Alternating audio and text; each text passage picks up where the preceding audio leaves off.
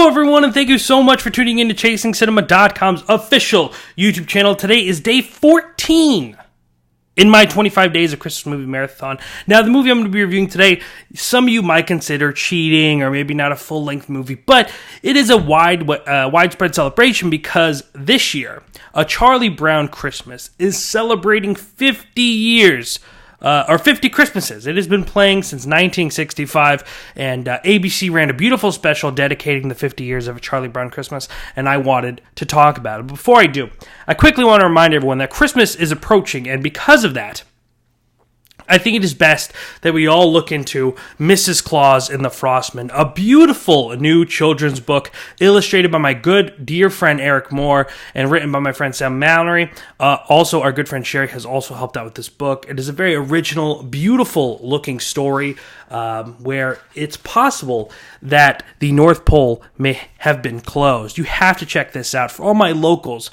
you could find it at the Eclipse Art and Beauty Salon. You could have it right in your hands, right then and there at 9770 South Maryland Parkway, suite number 5 in Las Vegas. In case you're not local, if you look in the description box below, you'll find a link to Amazon. You could order it, have it here by Christmas, and give it to your little ones so they could read it to themselves, or you could read it to them. I mean, you know, we've all read the classics. We all know those stories. Give them something different, something a little bit more fresh and original, and maybe something about Mrs. Claus we don't get a lot of stories about in the first place. So go check that book out. Now, yesterday, I reviewed How the Grinch Stole Christmas, the 2000 Ron Howard film. If you've not seen that, make sure to go check that out. A great movie. I had to do some defending because I saw it wasn't highly regarded on Twitter on Rotten Tomatoes. But you can find that, of course, on our links on Twitter, Facebook, and, of course, on our YouTube channel. A great way to also see all our links is there's a white circle up here. No. I always get confused. Right here, and then a bunch of links are going to drop down, right? And you'll be able to click on all my reviews the past days. Mind you, this is day 14, so if you want to go back and watch all of the other reviews I've been doing, you could do so. There's a link for the whole playlist in the description box below, or you could just go through the channel, because I'll be also reviewing a lot of newer films as well. I just really recently reviewed In the Heart of the Sea. On Friday, yes, I will be reviewing Star Wars Episode 7. It really wasn't Star Wars, but I'll be reviewing that, and Sisters, a new film with Tina Fey and Amy Poehler, so make sure to tune into that all on Friday. But before that, let's get back to today, day 14, where I'm going to be reviewing A Charlie Brown Christmas.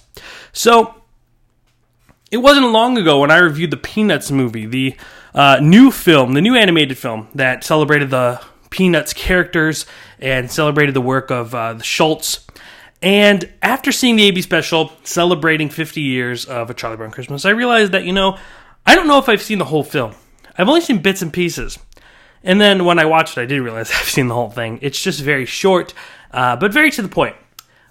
This film really has an interesting backstory. So they were offered to do, Charles Schultz was offered to do this, was approached and said, hey, did you guys ever think about doing a special?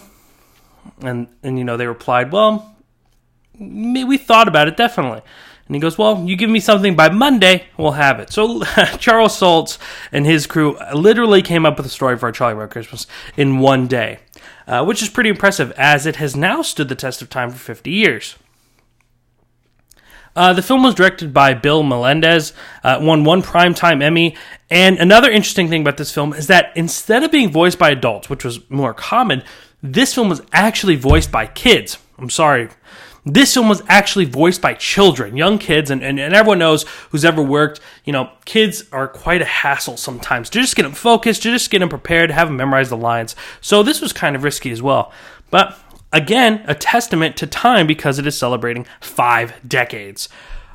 This movie is very adorable. I wouldn't say I'm a huge Peanuts fan, but when I see them, I smile. It reminds me of childhood. I love Charlie Brown. I feel very connected to him in the sense that he's very klutzy, very clumsy. He's a bit offbeat. He always kind of comes along with these issues or problems that he's having and trying to figure out what's going on, why he feels something. Obviously, this film follows Charlie Brown, who is trying to figure out why he feels so depressed around the holidays and why, everyone's so worried about lights or presents, or his sister Lou's worried about cash.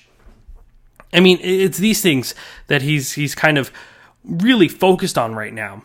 And he seeks, of course, professional help from Lucy, who gives her a nickel, and she breaks down all the possible phobias he could have. But she says, you know what, you probably just need some involvement. And she puts him as director of the Christmas play, where he'll hang out with, Patty and Pigpen and pretty much everyone from the gang, and Schroeder and Linus. And he goes and tries to direct this play, and everyone thinks he's taking too much time. They realize that their Christmas play needs a Christmas tree. And he goes and he's supposed to go get an aluminum Christmas tree. And, of course, he doesn't do that. He grabs a smaller, less green tree that everyone just kind of calls him a blockhead, of course, and saying that he didn't get the right kind of tree for the modern Christmas story. Now, my favorite character in these stories have always kind of been Charlie Brown and Linus. Of course, Snoopy is great, but Linus has a really important moment in this movie. Now, regardless if you're religious or not, or whatever you believe, there's a really great moment when Charlie Brown is just kind of wondering what the purpose of Christmas is, and Linus goes center stage and calls lights because they're on the stage getting ready for this play. And he starts reciting a passage and talking about, Jesus, his birth, and things like that. He doesn't get in super detail, but he just recites this passage. And it's a really wonderful moment because Christmas movies, though obviously religion was a lot more influential to them then. I mean, there are a lot of movies now where they don't need to really focus on religious or Jesus and such. Some do, but a lot of movies really focused in on the religious background of Christmas in this time period, but no one really just kind of stood out there and literally recited passages. So it was kind of, again, very different. And this whole movie feels like a very different Christmas. There's no Santa Claus. You're having this young boy revoke presents and lights and things like that, but just trying to find out what is great about Christmas. And eventually the gang fixes up this tree that he is so disappointed, feels like he's ruined this play by getting this tree. They fix it up and all wish him a Merry Christmas. Very simple, very fun, very cute, very heartwarming, very, very nice. It's a very gentle movie. I'm not sure how many kids would be able to really kind of sit there and enjoy this movie now, as there's not a lot of effects and animation. And I'm not discrediting kids. Everyone knows that I'm a huge fan of silent film, and I feel like all kids should be introduced to everything. Just to say, oh, it's old, they won't like it, is just wrong. But it is a very different pace of a movie, especially watching it on TV. I think that was my only mistake, because unfortunately I don't own this film, so I had to watch it and actually fast forward through commercials. And the movie only being about 27 minutes, if that, the commercial interruptions really kind of took away from it. But that's my fault. I'll be more prepared next year during the 25 Days of Christmas Volume 2, which I plan on doing. I'm not promising, but planning.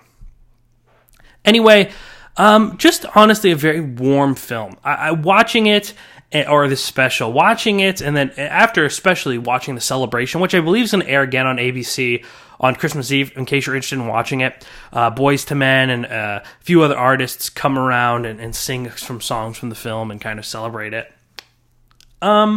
It's wholesome fun. Again, it's a movie that really reminds me that it's Christmas time. You have to think about it in this sense too.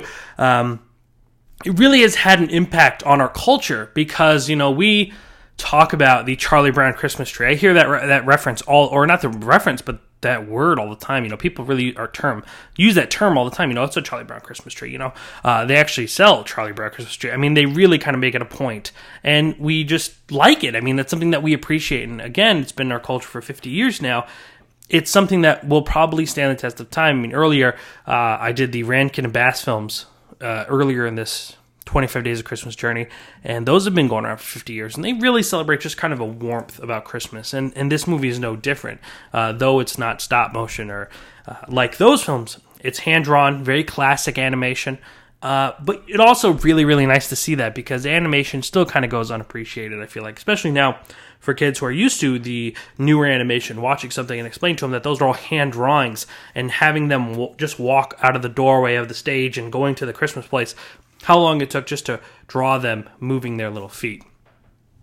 Anyway, a heartwarming movie. I'm sure you guys have seen it. I mean, there's not much I could say. This isn't a film that I could really analyze or break down, but all I know is that it makes me feel very Christmassy. It makes me just want to drink hot chocolate, hang out with the family, and watch this movie. But that's going to be it for today, guys. I know that it's kind of a short, not so much of an in-depth review, but there's not much to say.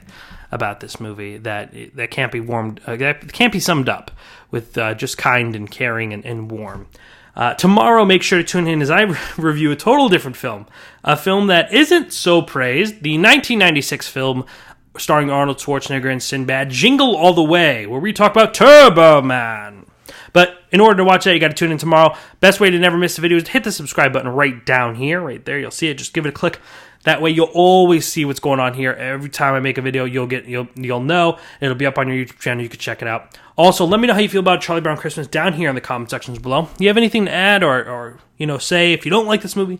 I'd really be interested in hearing what you have to say, or what's your favorite part. Anything down here in the comment sections below. The reason why I do these is to start a conversation. So let's get that conversation started. Again, if you want more on Mrs. Claus and the Frostman, in the description box below. Also, give me a thumbs up. Let me know you appreciate this video. Ladies and gentlemen, make sure to tune in tomorrow as I review Jingle All the Way. My name is Jacob Toronto, and please continue chasing cinema.